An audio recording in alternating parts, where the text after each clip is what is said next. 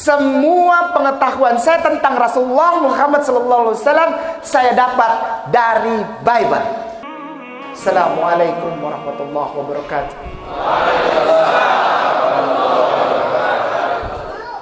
Nama saya Agustinus Christopher Kainama. Wah, ini langsung pada bilang, Ustaz Tony ternyata salah undang. Namanya Agustinus, ini bahaya ini. Sekali lagi, saya tidak pernah malu pakai nama ini. Walaupun banyak sekali yang tidak senang ketika saya menggunakan nama ini. Dan saya setelah saya ada berita saya mau masuk Solo dan masuk Surabaya kemarin, makin keras lagi orang memberikan tanggapan bahwa Kainama yang ini nih, Agustinus Christopher Kainama adalah penipu, pembohong. Hai umat muslim, ada yang tulis begitu. Saya dibacakan tapi saya tidak baca sendiri. Saya dibacakan katanya umat muslim sedang ditipu oleh seorang laki-laki yang mengaku dirinya pendeta, bahwa dia bohong, dia tidak pernah jadi pendeta, tidak pernah disekolahkan dan segala macam. Tapi di ujung kalimat itu ada pernyataan begini, Bung, sudahlah. Berarti dia kenal saya gitu. Karena cuma orang Ambon yang tahu yang biasa dipanggil Bung. Karena saya orang dari Ambon, dari Maluku. Maka saya biasa dipanggil Bung. Saya bilang tidak ada orang yang panggil saya Bung kecuali orang yang mengenal saya. Jadi alhamdulillah, bahkan orang-orang yang dulu mengenal saya itu keras sekali menekan saya dan saya dibilang penipu. Alhamdulillah nggak apa-apa dibilang penipu. Yang penting Allah cinta sama saya, Rasulullah cinta sama saya, Al-Quran cinta pada saya, karena cinta saya juga begitu besar kepada Allah Subhanahu wa taala, kepada Al-Qur'anul Karim dan kepada Rasulullah sallallahu alaihi wasallam, sehingga saya berani mengatakan raditu billahi rabba wa bil islam dina wa bil Muhammadin sallallahu alaihi wasallam nabiyya wa rasul ba'da. Saya enggak malu bilang begitu. Walaupun nama saya tetap Agustinus Christopher Kainama. Saya selesai strata 1 dari Sekolah Tinggi Teologi yang ada di Jakarta. Sebuah sekolah tinggi, yang dipersiapkan untuk menjadikan orang-orang sebagai pelayan di rumah peribadahan saudara kita tersayang, Kristen Protestan. Saya Protestan. Dan saya selesai sekolah itu. Tidak semua orang yang selesai teologi dengan latar belakang, misalnya ada nama, lalu di belakangnya ada huruf S besar, T besar, H kecil, atau sarjana teologi, otomatis menjadi seorang pelayan yang sering kita kenal sebagai sebutannya adalah pendeta. Tidak semua orang. Tidak semudah itu. Gereja Protestan di Indonesia ini adalah lembaga kekristenan yang sangat luar biasa detil dan rapat untuk seleksi seseorang yang boleh naik ke atas mimbar dan berkata-kata tentang isi ayat Alkitab. Tidak sembarangan.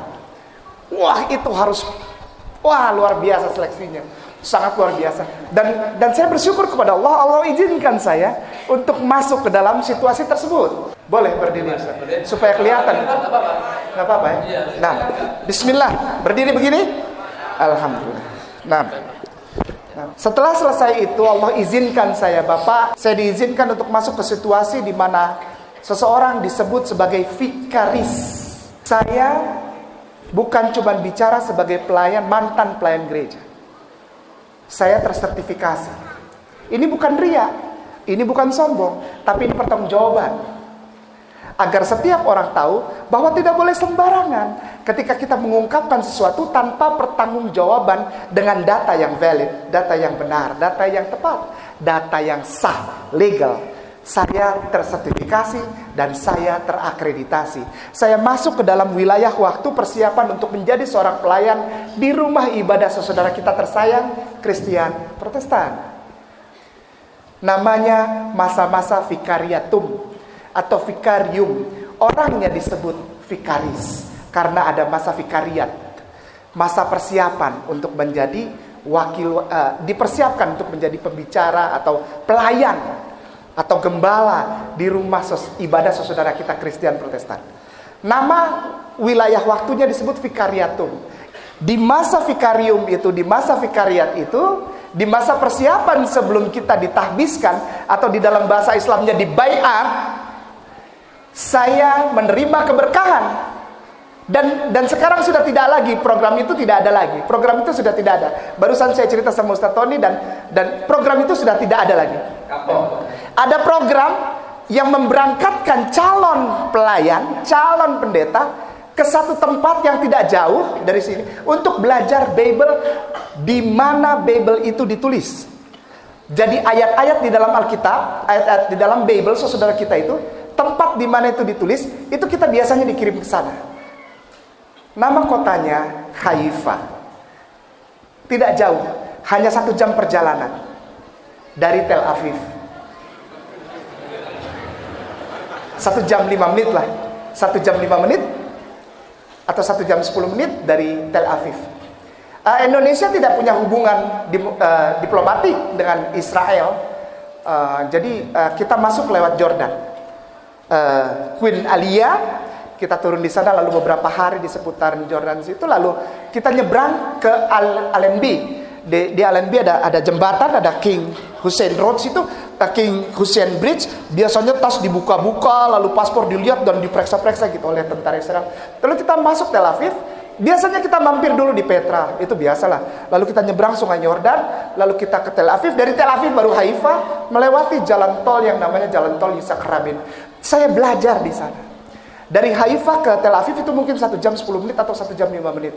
Mungkin ada dari antum, saudaraku, para ustadku di sini yang sudah sampai di Aqsa. Anda tahu pasti kalau sampai di Aqsa pasti Anda diajak ke Haifa untuk lihat itu kota pelabuhan, kota pinggir perairan, laut Mediterranean. Itu enak kok suasananya di situ ya. Dari Yerusalem 2 jam 15 menit, 2 jam 20 menit. Jadi saya belajar bolak-balik.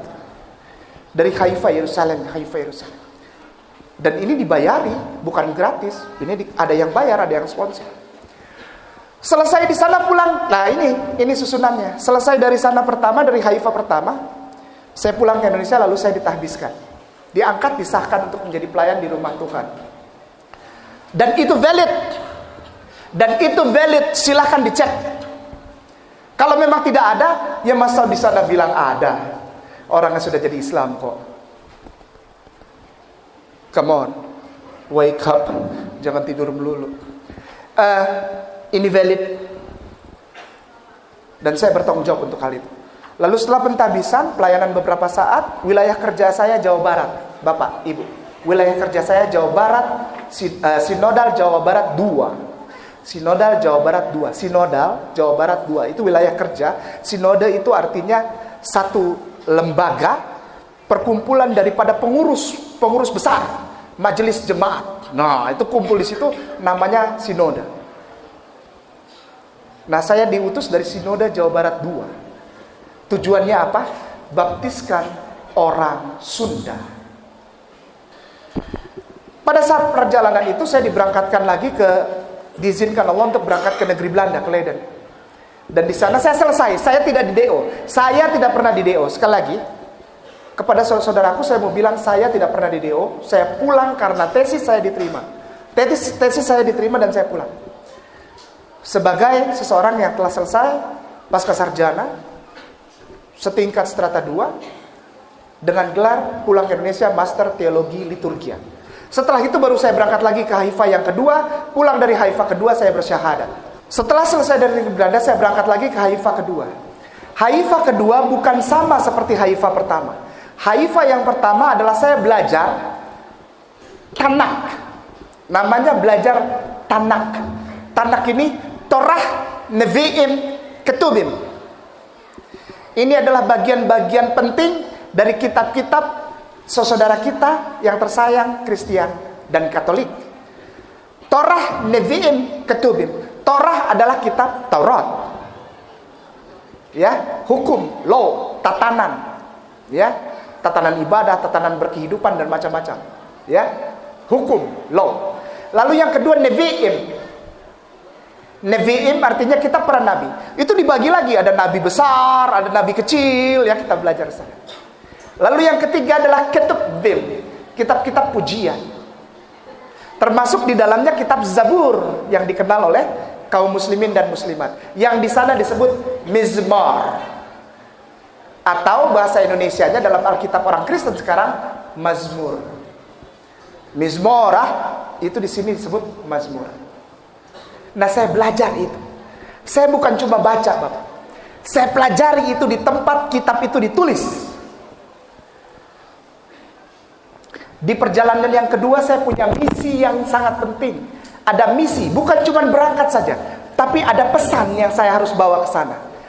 Pesannya adalah cari tahu tentang siapa itu Jesus Christ. Siapa itu Yesus Kristus? Apakah dia sama dengan Isa alaihissalam yang sering digembar-gemborkan oleh umat muslimin dan muslimat sebagai nabi orang Islam?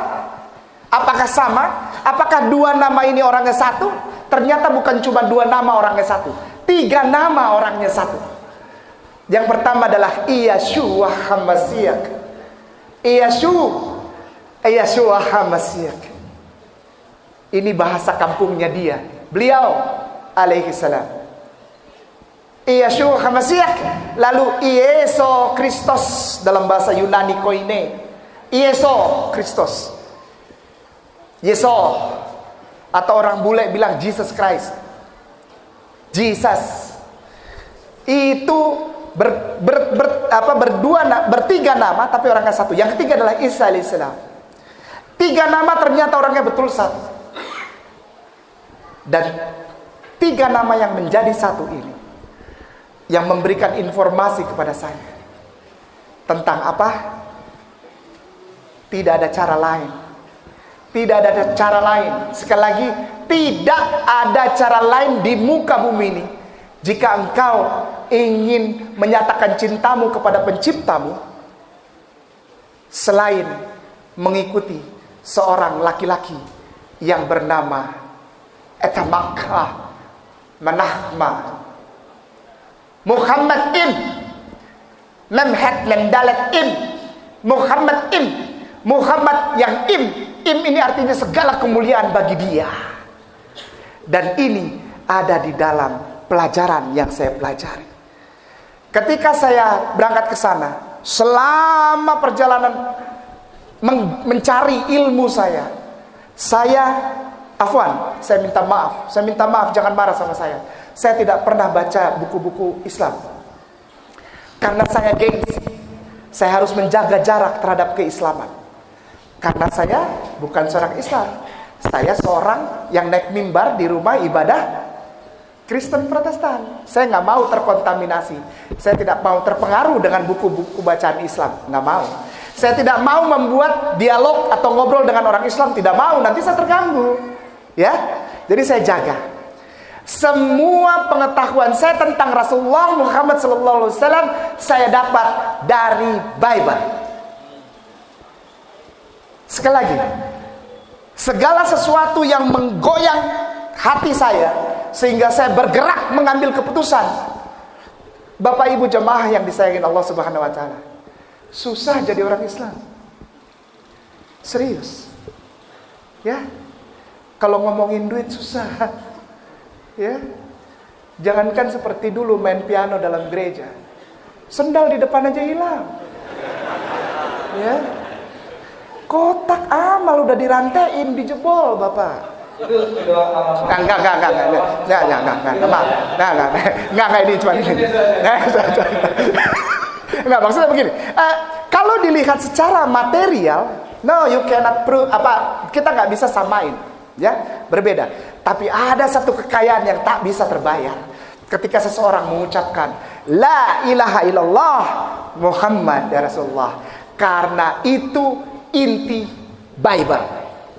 Saya menemukan dan saya mengambil keputusan, kalau saya tidak ikut ini berarti saya gila. Kenapa? Karena saya menemukan di tempatnya dan tidak ada lagi yang lebih konkret daripada hal ini.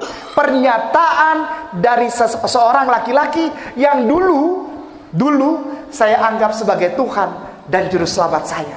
Namanya Yeshua HaMashiach. Sampai sekarang aku masih cinta dia. Sampai sekarang aku masih mengasihi dia. Sampai sekarang nama itu masih jadi nama yang baik di dalam hatiku. Caranya gimana? Ketika aku mencintai Rasulullah Muhammad SAW, maka aku sudah otomatis mencintai laki-laki yang namanya Yeshua HaMashiach atau Jesus Christ atau Isa alaihissalam. Ketika aku mengucapkan Allahumma sholli ala Sayyidina Muhammad, maka nama itu sudah termasuk di dalamnya. Saya mencintai Isa lebih daripada sekedar jadi Kristen. Karena apa? Karena Isa, Jesus Christ, yang dulu saya kenal sebagai Tuhan, Juru Selamat penebus dosa saya. Begitu saya ke sana dan saya belajar, kenyataannya lain. Beliau mengatakan melalui catatan yang sangat valid, catatan yang benar, yang tidak, ibaratnya kalau di Muslim bilang sahih, bukan sahih lagi, mutawatir mungkin ya, mutawatir. Itu nyata bahwa laki-laki itu, Jesus Christ itu bukan Tuhan dan Juru Selamat. Dia adalah seorang laki-laki Muslim. Nah. Jadi tadi disebutkan menurut Bible itu Yesus Kristus itu tadi adalah seorang Muslim. Terus orang katanya bahwa Isa atau Yesus Kristus itu juga melakukan ibadah sebagaimana ibadah umat Islam seperti tawaf, sholat, kemudian puasa. Itu gimana Ustaz? Nah, Ustaz. Pertama dimulai dari siapa Kristus? Kristus itu manusia yang di anointing atau anointing apa? Bahasa. Itu bahasa gereja, bahasa Inggris tapi menjadi bahasa dasar gereja, anointed. Laki-laki yang diurapi. Diurapi itu artinya diangkat, disahkan, dibaiat, ditahbiskan untuk menjadi seorang laki-laki yang menjadi penyampai pesan Tuhan, penyampai pesan Allah. Ya, anointed, Kristus, Hamasiyaha, Al-Masihu. Al-Masihu itu artinya bukan juru selamat. Sampai detik ini saudaraku yang Kristen dan Katolik itu sudah banyak yang berdialog dengan saya, dan saya cuma pegang satu saja. Ketika engkau bilang Yesus itu Kristus, itu benar, itu tidak salah. Karena artinya engkau membenarkan bahwa Yesus itu Nabi. Yang pertama isinya adalah ketika Ustadz Tony menanyakan, Yesus itu Islam, kenapa berani bilang Islam? Karena dia pertama adalah, dia bukan Tuhan. Dia tidak pernah jadi Tuhan, dan dia tidak pernah dia jadi anak Tuhan. Tidak pernah. Dia tidak pernah menebus dosa manusia. Tidak pernah. Dan di dalam Bible tidak pernah ada ayat tulisan begitu, tidak pernah ada. Tidak pernah ada Bapa, Putra, dan Roh Kudus, tidak ada. Tidak ada. Tidak ada. Patris et Spiritus Sanctus atau Evangelicam ke Doctrinam Patris et Spiritus Sanctus itu tidak pernah ada. Di dalam Bible tidak pernah ada. Nah, kenapa? Karena Yesus di situ mengklaim dirinya dan lingkungan semua membenarkan kesaksian itu bahwa dia adalah seorang nabi. Dia adalah utusan Allah. Yohanes pasal 17 ayat 3. Inilah hidup yang kekal itu, atau inilah Eden itu. Hamak Eden, apa? Inilah yang benar. Eden itu apa? Bukan Lia Eden, bukan. Eden itu paradise, heaven, surga, jannah. Inilah surga itu. Inilah hidup yang kekal itu. Yohanes pasal 17 ayat 3. Inilah hidup yang kekal itu, yaitu bahwa mereka mengenal engkau Allah yang benar satu-satunya. Jadi sebetulnya kata-kata di dalam bahasa aslinya, dalam bahasa Yunani koine itu begini. Tidak ada Tuhan yang benar selain engkau, ya Allah. A besar, L-nya 2, AH. Karena Bible dari depan sampai belakang kalau bilang nama Tuhan selalu pakai A besar, L-nya 2, AH. Dibaca Allah. Tidak ada yang benar selain engkau ya Allah. Tidak ada Tuhan yang benar selain engkau ya Allah. Tidak ada Tuhan selain Allah.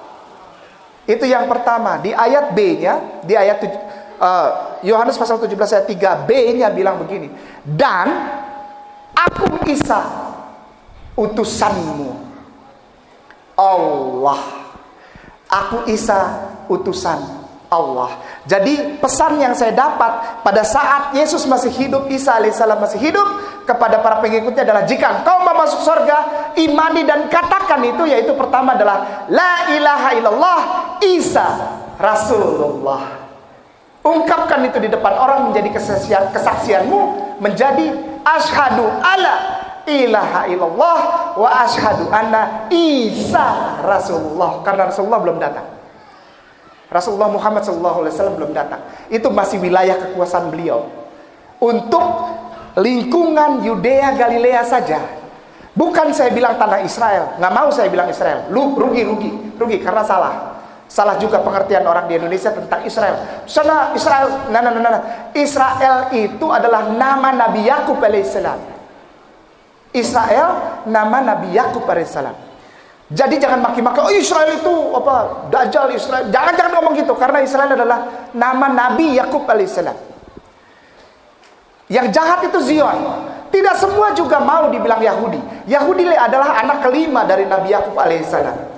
Jadi tidak semua di sana dibilang Yahudi. Ketika saya di sana bilang, "Are you Jews?" Masih bagus nggak ditabok. Karena tidak mau semua orang disebut Jewish, tidak mau semua orang disebut Yahudi, tidak mau. Karena semuanya tuh ada 12 suku. Yang banyak di sana Khazar malah, yang datang dari Afrika Selatan, dari Yaman, dari pinggiran Eropa, yang sekarang mengaku menjadi warga negara Israel. Itu udah kacau balau. Bukan orang Israel atau Bani Israel. Anak-anaknya Nabi Yakub alaihissalam dan keturunannya. Udah bukan di sana, udah kacau balau di sana. Nah, Zionis ambil alih sehingga terjadi peristiwa Yom Kippur, dan mulai saat itu Palestina ditembakin. Bukan oleh orang Israel, Bani Israel, keturunan Nabi Yakub alaihissalam, bukan. Oleh orang-orang pengikut Dajjal yang namanya Zionis. Nah, Yahudi itu anak kelima dari Nabi Yakub. Yang pertama Ruben, yang kedua Ruben, Simon, Levi. Ini yang masih suka pakai celana Levi's, tahu? Levi, S. Masih ada yang suka? Engkau menjadi penyumbang, donatur terbesar untuk orang Yahudi, tembakin saudaramu di Gaza. Enggak, benar. Levi itu adalah Yahudi. S itu Strauss, karena orang Levi ini hidup di Austria. Dia punya nama Austria Strauss. Jadi Levi, S, Levi Strauss, Levi's, dipakai jeansnya. Engkau pakai jeans itu, engkau sumbang orang Yahudi buat tembak saudaramu di Palestina. Ya. Afwan, saya tidak bisa tertawa karena saya pernah di sana lihat. Saya lihat orang Muslim di sana. Saya lihat. Ini di rumah Allah. Saya lihat. Jadi ketika di sini orang bilang biasa aja, ada kotak, orang keliling pakai bendera Palestina, bawa kotak ya. Lalu kita isi 10.000, 100.000, 1 juta, 10 juta, 100 juta, lalu dia merasa hebat. Mereka di sana nggak butuh uangmu. Mereka butuh kesatuan suara umat Islam, ukhuwah Islamiyah yang ada di Indonesia untuk memberi power kepada pemerintahannya. Bilang di PBB, tanah Yudea Galilea bukan punya orang Israel, itu punya orang Palestina. Sebut tanahnya Palestina, jangan bilang Israel. Palestina, Palestina. Mereka nggak butuh duit kita, malu kita. Kembali lagi. Yesus mengajarkan tentang satu hal yang sangat penting buat saya, sehingga saya mengikuti dia untuk jatuh cinta kepada seorang laki-laki yang namanya Muhammad SAW. Yesus mengajarkan syahadat. Kedua, Yesus mengutamakan pengajarannya, sekali lagi, menjadikan pengajaran utamanya adalah ayat pertama dari surat Al-Ikhlas. Yesus menjadikan inti pengajarannya itu adalah ayat pertama dari surat Al-Ikhlas. Contoh Markus pasal 12 ayat 29. Kita punya Bapak Arsono di belakang sana yang sudah hafal ayat ini. Insyaallah, Pak Kiai. Bunyinya begini. Vayomer Yeshua HaMashiach. Vayomer, berkatalah Yesus ini. Shema Yisrael Adonai Eloheinu Adonai Echad.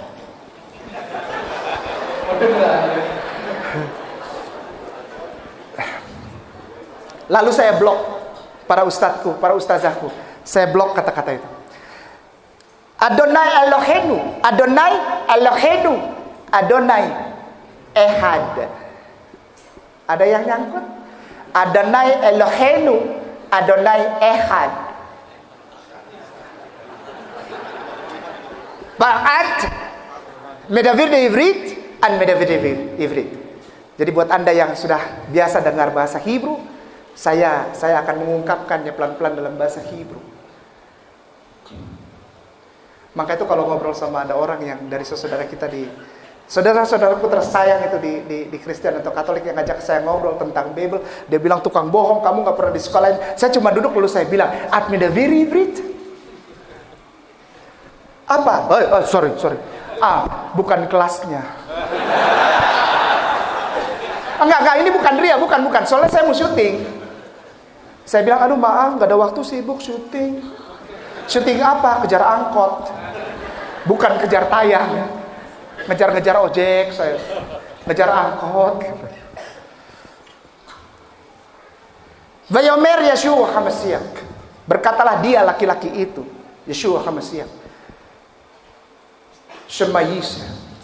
Adonai Elohenu, Adonai Ehad. Katakanlah ya Israel olehmu, karena Tuhanmu mendengarkan. Dan dengarkanlah ini hati-hati katanya. Kul hu Allahu Ahad. Dan ayat ini berulang 84 kali di dalam Bible. Menjadi pengajaran inti 84 kali. Di dalam bahasa Hebrew, bahasa Aramaik Syriak, dan terakhir bahasa Yunani Koine yang digunakan sebagai bahasa orang. Saudara kita bilang gospel atau Injil perjanjian baru katanya. Berarti ada perjanjian yang lama. Kalau ada perjanjian baru, perjanjian lama. Kalau perjanjian lama berarti udah kadaluarsa, udah nggak dipakai lagi. Sekarang aja yang kadaluarsa isinya cacing, itu ikan makarel. Astagfirullahaladzim. Kayak iklan. Jadi kalau udah kadaluarsa, takut-takut di dalamnya ada cacing, nggak boleh dipakai lagi, ya. Kul huwallahu ahad adalah ajaran intinya. Tauhid adalah ajaran inti Bible. Tidak ada yang lain. Tidak ada yang lain. Lo Adonai Elohenu Elohecha Hefarim Alpanai. Wah, ini udah mulai tambah sulit lagi. Enggak ya, biasa aja ya, biasa aja. Jangan ada padamu ilah lain di hadapanku untuk engkau sembah. Lo Adonai Elohecha Hefarim Alpanai. Tauhid Allah nama Tuhannya. Cara sembahnya gimana? Kitab Keluaran pasal 3 ayat 5. Tolong sebelum masuk kau lepas dulu alas kakimu. Lepas dulu alas kaki. Kitab Keluaran pasal 3 ayat 5. Tolong lepas dulu alas kakimu. Ya, karena ini rumah Tuhanmu, kau hormat. Rumah RT aja kau mau bikin KTP kau buka sendal. Lalu berwudu. Berwudu, serius, berwudu. Kalau engkau tidak berwudu, engkau mau masuk rumah ibadah tanpa berwudu, sekali lagi, apabila engkau tidak berwudu, kalau engkau masuk rumah ibadah, engkau mati. Keluaran 30 ayatnya yang ke-20. Wudu. Setelah itu dilihat, seorang laki-laki melihat dirinya sendiri. Kalau dia akil balik, apakah dia bersunat atau tidak? Kulit katanya dikerat. Dia sudah melakukan itu belum? Kulit katanya dikerat. Di dalam kitabnya saudara kita ini, Kristen dan Katolik yang tersayang ini, sunat itu buat mereka bukan masalah kebersihan, Pak. Bukan masalah kesehatan, bukan. Sunat buat mereka itu sangat penting. Karena apa? Karena itu perjanjian yang kekal. Kalau mau bersih, beli obat, beli sabun antiseptik yang paling mahal, engkau bersih. Mau sehat, pergi ke dokter Adi di Cawang, di Jakarta, dokter kelamin dan kulit itu. Mahal memang, tapi gak apa-apa. Engkau sehat, benar gak? Ini bukan masalah itu. Ini masalah perjanjian laki-laki dengan penciptanya, Allah Subhanahu wa Ta'ala. Dikerat kulit katanya. Jika ada orang yang tidak dikerat laki-laki ini yang sudah balik, tidak dikerat kulit katanya, menurut Bible itu harus really, betul. Bukan saya yang ngomong. Bible lebih keras masalah sunat. Sudah lihat, saya laki-laki sudah buka alas kaki, sudah wudu, sudah disunat, mau masuk. Oke, perempuan sudah buka alas kaki, berwudu, lihat aku berhijab atau tidak. Kitab Kejadian pasal 26 ayat 35, Kitab Imamat Bilangan Ulangan, lalu 1 Korintus 11 ayat 6. Bingung kan? Banyak. Sengaja. Nanti dia pintar, saya nggak dipanggil lagi. Jika ada perempuan yang sudah akil balik dan dia tidak mau berhijab, ya, jilbab cuma sepotong bapak, hijab dari atas sampai bawah, panjang kainnya dia. Jadi dari ujung sampai ujung. Nanti saya cerita kenapa itu begitu. Bapaknya, walaupun dia perempuan itu sudah menikah, bapaknya seret dia dari dalam rumah ke depan pekarangan, lalu cukur sampai botak kepalanya. Lalu diberi luka 4 garis di sini, lalu diusir dari rumah itu dan dari kampung itu. Karena dia telah menghina tahta Bapa di sorga. Wah, kayak pendeta ya. Naluri Pak. Untung bukan naluri debt collector. Kalau naluri debt collector kelihatan mukanya Ambon, wah debt collector nih. Ini ada yang ditagih nggak nih? Ada yang punya tunggakan nggak Avanza? 2 bulan 3 bulan ditarik. Dicukur, dibotakin, dikasih luka, diusir. Karena dia telah menghina, mungkin dalam bahasa kita ya, afwan ya Ustadz ya, arasnya Allah. Dia menghina, usir. Nah, kainnya itu apakah jilbab apa hijab? Hijab. Dalam bahasa sananya waktu kita di sana juga, sombong sekali. Waktu di sana hijab bilangnya. Jadi kainnya satu, lurus sampai di bawah. Lalu ada kain lagi satu, lurus sampai di bawah, ditutup dengan kain ketiga. Dan ada batas antara rambut perempuan dengan kain yang pertama, ditutup. Apa tuh yang ngepres di sini? Ciput. Yang di sini bilang ciput juga? Atau apa? Apa yang tek gitu? Apa namanya ibu-ibu? Maaf, afwan. Ciput bener ya? Ya, bukan seafood ya. Iya ya. Wanita, perhatikan, maaf Bapak-bapak, ibu-ibu yang disayangin Allah Subhanahu wa taala. Maaf ya, saya tanya sedikit ya. Pernah nggak ngelihat patung Bunda Maria? Pernah? Maaf ya. Dia pakai kain yang dari atas sampai bawah jatuh. Satu warnanya putih. Lalu ada satu lagi warnanya putih. Lalu yang terakhir biasanya biru. Ya, kalau kita lewat rumah ibadah saudara kita tuh, ya, Bunda Maria, maminya Yesus, itu, ya mami lah. Apa dong? Bunda. Umi. Iya, Umi. Itu satu dari atas sampai bawah. Lalu satu lagi dari atas sampai bawah. Lalu ada yang ketiga biru biasanya warnanya. Ya, biru. Nah, kita lihat di patung saja. Patung itu digambarkan paling tidak mendekati dengan aslinya. Jadi ada garis di jidatnya. Artinya Bunda Maria pakai ciput. Iya. Di tempatnya sana semua pakai ciput. Serius, bukan bohong. Ada yang diginin aja kainnya. Itu kos. Itu bukan orang yang ortodoks, bukan orang yang mempercayai dan menjalani Torah. Itu ada perempuan kalau cuma kudung saja itu kos, ortodoks. Itu bukan orang yang jalani Taurat Yahudi, totok, bukan. Doa yang paling mulia di saudara kita umat Katolik disebut dengan doa rosario. Jadi biasanya mereka baca doa sambil seperti tasbih tapi ujungnya salib. Pernah lihat? Namanya rosario. Dia ulang doa itu. Doanya bunyinya begini. Salam Maria penuh rahmat Tuhan sertamu. Ave Maria gratia plena. Salam Maria penuh rahmat Tuhan sertamu. Artinya assalamualaikum ya Maria. Engkau penuh rahmat. Jadi Maria ini kepenuhan rahmat. Sampai cerita di dalam Alkitab itu, kalau ada orang yang berdiri saja di samping Maria, orang itu dapat rezeki. Nggak usah ngomong. Serius, orang itu datang ke samping Maria karena Maria penuh kemuliaan dan rahmat serta berkat Allah, maka orang di sebelahnya yang datang dekat dia dapat rezeki. Dijawab doanya. Oleh sebab itu Maria ini, ibunda Isa alaihissalam ini begitu luar biasa sehingga di dalam Al-Quran diberikan tempat khusus dalam satu surat. Surat Maria. Salam Maria penuh rahmat Tuhan sertamu.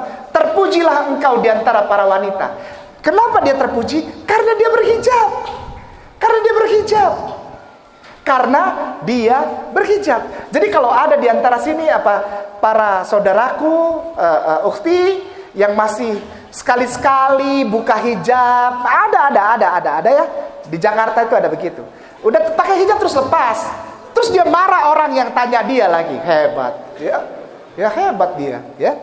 Jika engkau ingin mulia di antara para wanita, jika engkau ingin menjadi berkat, menjadi sumber rezeki untuk suamimu, untuk ayahmu, untuk ibumu, untuk seisi rumahmu, berhijab. Tidak ada cara lain. Engkau harus berhijab untuk mengundang rizki di dalam rumah, mengundang berkah dan rahmat di dalam rumah, berhijab. Itu saya dapat dari Bible. Saya percaya itu. Kenapa? Karena saya tidak pernah lihat patung Bunda Maria pakai tank top. Enggak. Solo Surakarta ini banyak gereja. Saya takut salah ngomong. Nanti direkam dibawa ke situ, saya dicari-cari orang, udah gelap dicari-cari orang. Allahu Akbar, kasihani aku ya Allah. Iya, saya percaya Maria diberkahi dan penuh rahmat Allah, dan dia dimuliakan di antara para wanita karena dia berhijab. Karena saya tidak pernah lihat patung Bunda Maria pakai tank top atau pakai bikini atau pakai celana gemes. Sekarang lagi musim celana gemes. Anak-anak SMP, SMA perempuan pakai celana gemes namanya katanya. Celananya kayak celana pendek voli. Padahal ditanya mau kemana? Mau ke mall. Ini mau ke mall apa mau main voli? Dan ibu-ibunya pakai hijab, ya hijab modern. Lalu dibiarkan anak perempuannya pakai celana pendek. Dibiarkan saja. Padahal 2 langkah anak perempuanmu keluar dari rumah, pintu rumah utama tanpa menutup auratnya, 2 langkah pula dia sedang seret orang di dalam rumah masuk ke dalam neraka. Nggak main-main. Kalau kita sayang, kita kasih baju yang baik lah. Masa baju yang bahannya bener nggak bisa mampu beli sih, ya? Celana kekurangan bahan, baju kekurangan bahan. Udah bener-bener pakai hijab dibuka. Terus begitu orang nanya marah, maunya dihargai haknya. Engkau buang hakmu gitu. Ya, biarin ini kan urusan saya gitu. Saya nggak ngerugiin orang. Agama itu bisa dilihat dari berbagai macam. Langsung jadi ustazah. Hebat. Udah buka jilbab, jadi ustazah pula. Yang diceramahin ustadz besar. Allahu Akbar kabiru. Saya bilang ini orang makin kurang ngajar. Kalau di Israel sana sudah digundulin kau. Allahu Akbar. Lalu setelah lihat diri kita sudah disunat laki-laki, perempuan berhijab, sudah buka alas kaki, sudah berwudu, masuk ke dalam rumah beda ngapain? Main piano, main drum, loncat-loncat. Oh haleluya. Timbunlah tanah yang berlubang. Lagu mereka, ya. Ada lagunya, ada lagunya. Timbunlah tanah yang berlubang. Ini kau mau ajak aku ibadah apa mau kerja DPU? Kan timbun tanah berlubang kan? Jangan salahkan saya, bukan penghinaan. Ini saya tanya. Ya. Ada lagu-lagu pujian yang luar biasa dan shout to the Lord on the earth, let us pray. Sampai loncat-loncat itu pemain bass. Ini mau konser apa mau ibadah? Apakah ada di dalam Bible? Tidak ada. Di dalam Bible, setelah engkau lihat, engkau buka alas kaki, engkau berwudu, engkau lihat engkau telah disunat atau tidak laki-laki, perempuan berhijab atau tidak, maka ketika engkau masuk, engkau melakukan apa? Engkau melakukan sholat. Namanya selotah, sholat. Hilal, qiyam, hilal, tahillah, hilal, proskueno, sujud dengan muka, jidat dan hidung kena tanah. Di dalam Nehemia 8 ayat 6, sholat dengan gerakannya, walaupun belum sempurna, karena Rasulullah belum menyempurnakan itu. Ada itu, kenapa harus ada itu? Supaya nanti disempurnakan sama Rasulullah. Nehemia 8 ayat 6, sholat. Afwan Ustadz boleh Memperagakan. Enggak, maksudnya pegangin mic. Oke. Saya jadi nggak enak sudah. Ini soalnya guruku ini, saya takut dosa. Ya, yang pertama namanya hilal, artinya menyebutkan nama Tuhan lebih keras dari sebelumnya. Ya ilahi, ya ilahi, ya ilahi. Biasanya gitu. Dia bukan begini, tapi gini. Karena belum ada aturan dari Rasulullah. Jadi dia begini. Namanya hilal. Hilal ini menyebutkan nama Tuhan lebih keras dari sebelumnya. Ya, kalau di kita bilang takbiratul ihram. Allahu Akbar. Nah, di dalam Nehemia itu disebutkan Allahu Akbar, Allah yang maha besar. Jadi kalau ada yang bisa buka Nehemia ayat pasal 8 ayat 6, di situ turutannya jelas bahwa Ezra menjadi imam dengan hilal, lalu di belakang nyaut amin, lagi sholat jamaah. Setelah hilal dia qiyam. Qiyam artinya sama, berdiri. Qiyam, berdiri. Karena kita punya qiyamul lail, berdiri tengah malam. Ya, berdiri. Tapi dia belum. Dia begini. Sampai sekarang dia begini. Jadi hilal qiyam. Tapi ada juga saudara-saudara kita yang salat di atas di dada. Ya. Dia cuman begini. Jadi tapak tangannya begini, tangan dia kanan di atas. Ini namanya qiyam. Setelah qiyam hilal lagi, lalu setelah hilal tahillah. Ruku. Tahillah. Setelah tahillah hilal lagi. Lalu proskueno. Dengan proskueno ini artinya menyentuh tanah dengan jidat dan hidung, tapi diberi tempat, Ustaz. Afwan, karena mereka hidungnya terlalu mancung. Orang Yahudi itu hidungnya mancung sampai bengkok. Iya, makanya itu kita waktu di sana panggil mereka hidung bengkok. Orang hidungnya mancung banget sampai bengkok gitu tuh, ya. Ya Jewish itu ya. Tandanya tuh di hidung yang gitu tuh. Ada bengkoknya ya.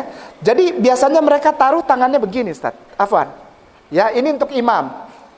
Kalau untuk yang umat biasa dia tutup. Nah. Jadi dia taruh di sini, lalu ini dan ininya kena tanah.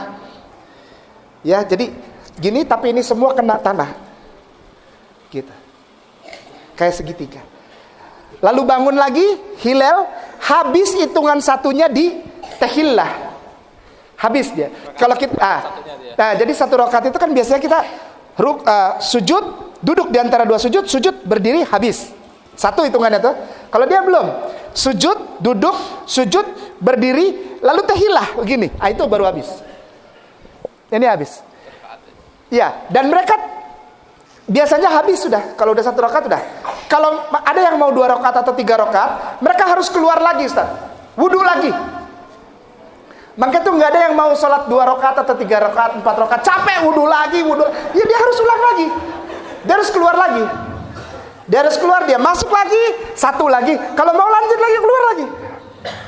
Maka itu mereka biasanya hanya melakukan satu saja. Sampai dia hilang lagi, udah selesai. Nah itu sholat. Setelah sholat apa? Jaga perutmu.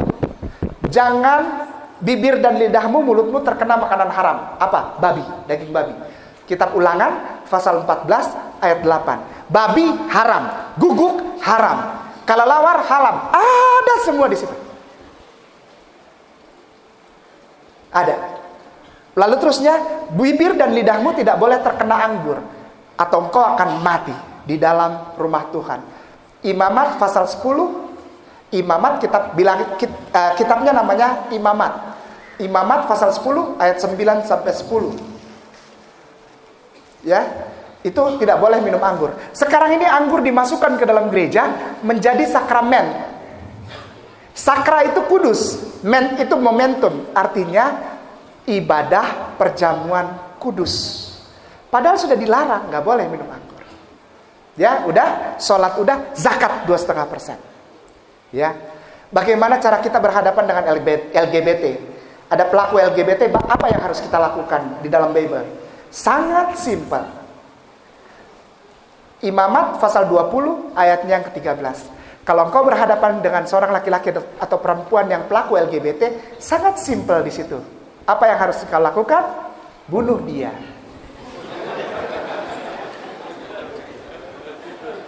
Ya, bunuh aja. Repot ngurusin begitu, karena kalau diajak ngobrol panjang. Bible bilang udah bunuh aja. Gampang. Ya. Lalu tawaf Mekah, Ka'bah, Mazmur pasal 84 ayatnya yang ke-6 ke-7 tentang tawaf di rindu Baitullah, rindu Ka'bah. Mazmur 84 ayat yang ke-6 dan ke-7. Yang terakhir, tidak boleh ada Tuhan lain yang menyaingi kedudukan yang sama dengan Allah. Tidak boleh. Walaupun itu Isa sendiri. Isa memberikan statement gong ini. Afwan Ustaz, ini gongnya nih. Mungkin ada saudara kita Kristen di lingkungan ini, saya mohon maaf, tapi silahkan buka Bible Anda. Karena sampai detik ini masih ditranslate, masih diterjemahkan. Alhamdulillah masih ada yang mau terjemahkan dan ayat itu belum dibuang. Insya Allah. Jadi kalau antum semua saudaraku yang sangat aku sayangi dan aku hormati, ada di lingkungan ini yang Kristen, bawa Bible, buka. Ya, lihat. Matius pasal 7 ayat 21. Matius pasal 7 ayat 21 sampai 23. Tapi intinya ada di ayat 21. Matius pasal 7 ayat 21. Bunyinya begini. Bukan orang yang berseru padaku Tuhan, Tuhan akan masuk kerajaan sorga. Artinya adalah, kalau ini kata Yesus, saya garis bawahi, ini kata Yesus, kalau kau panggil aku Tuhan, kau tidak masuk sorga. Kalau kita meninggal, roh kita keluar dari tubuh. Roh kita tidak diterima masuk sorga. Roh kita masuk mana? Tolong dijawab. Sepakat. Karena di sana cuma ada 2 tempat. Tidak ada tempat ketiga. Tidak ada halte. Sekarang memang lagi nunggu semua. Tapi ketika semua sudah ada yang namanya penimbangan dan sebagainya macam tentang dihisab dan sebagainya macam, lalu kita berkumpul dengan Nabi kita Rasulullah di tepi danau yang sangat mulia itu, Itu tidak ada lagi tempat yang lain selain dua tempat itu. Yang pertama surga, yang kedua mungkin ada ibu-ibu yang doyan masak di sini, nggak apa-apa lah, aku di dapurnya asal di surga nggak apa-apa. Nggak bisa ya. Surga ya surga. Ibu-ibu yang doyan masak di sini, di sana nggak disuruh masak. Ya, atau misalnya saya di tempat parkirnya aja. Enggak. Masuk kata Allah. Nikmati semua kebaikanku. Nikmati semua berkahku. Aku sayang dan cinta padamu ciptaanku. Nikmati jannah. Tidak ada yang ini.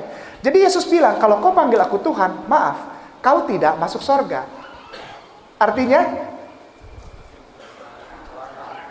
jadi Yesus bilang, kalau kau berseru kepadaku, Tuhan Yesus, engkau masuk neraka.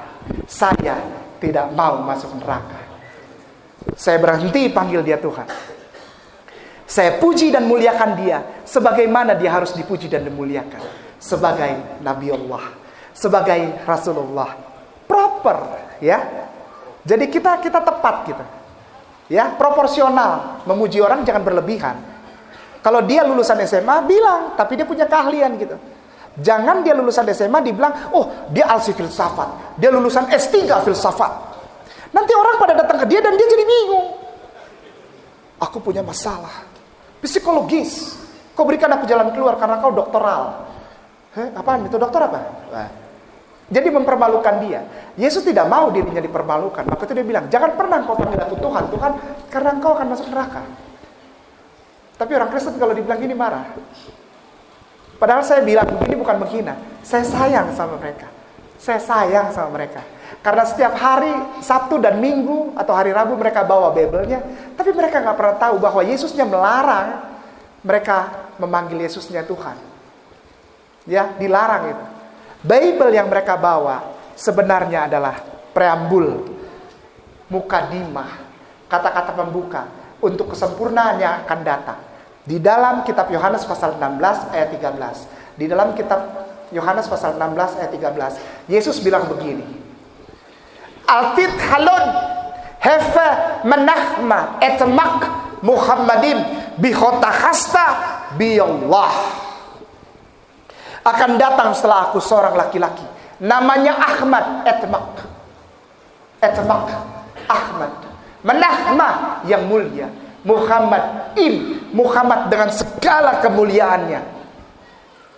Dia akan menginsafkan bumi, menaikkan derajatmu bihota hasta, menaikkan derajatmu bi Allah, karena dia adalah Nabi Allah. Yohanes pasal 16 ayat 13. Saya stop panggil Yesus Tuhan dan saya cari tahu tentang Rasulullah, bukan dari buku-buku Islam tapi dari Bible lagi. Ketemu lagi hifkom mematakim hekul Muhammadin zeduri vezekhi benwak Yerusalem.